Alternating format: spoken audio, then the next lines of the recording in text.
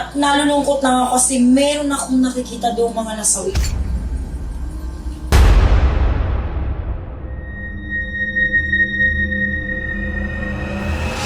Hello po mga ka-PTV, sa video na ito ay tatalakayin natin ang nakakakilabot na mga pangitain at dilubyo sa isang lugar na ito ayon sa mga visions ni Madam.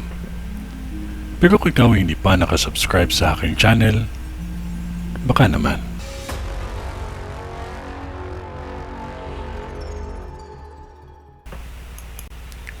Doblehan nyo ang pag-iingat nyo ang mga residente dito dahil sa vision ko may malaking sunog na magaganap pa lamang. 3 sunog ito.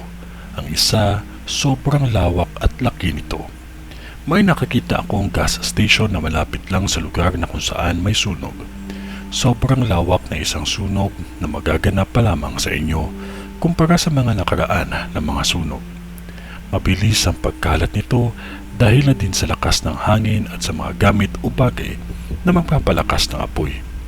Isang sunog na kung saan halos natupok ang ilang lugar sa tindi ng lakas, na halos dinala ng hangin ng apoy sa ibang kalapit na lugar.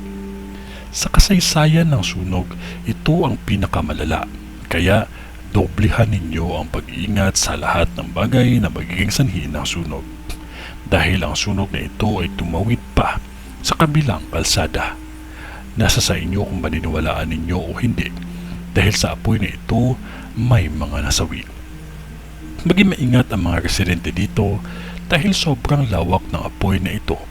Uulitin ko, ang sunog na ito ay malawak at malaki. Dahil sa malakas na hangin at sa mga bagay na magpapabilis ng pagkalat ng apoy. May isang sunog na nangyari sa araw na kung saan may ulan. Ang isang sunog ay hindi ito kalayuan sa Pure Gold.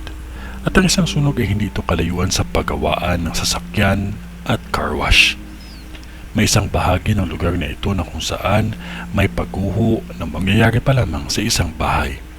Ngunit sa katagalan ay tuluyan itong naging butas na malalim na halos nakikita na ng lahat at napapabalita na sa TV. Dahil sa vision ko ay maraming aksidente ang nababahala sa ganitong kaganapan. May nakikita ako sa vision ko na mangyayaring hostage sa lugar na ito nang dahil na din sa depresyon na dinanas ng suspect. At may nakikita akong 2 masasawi kung ito ay hindi agad maagapan.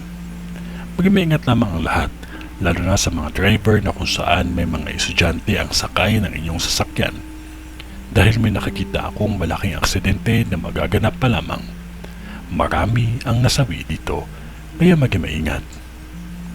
Ito ay ang vision ni Madam sa Sampaloc.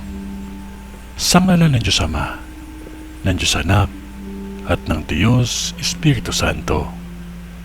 Amen.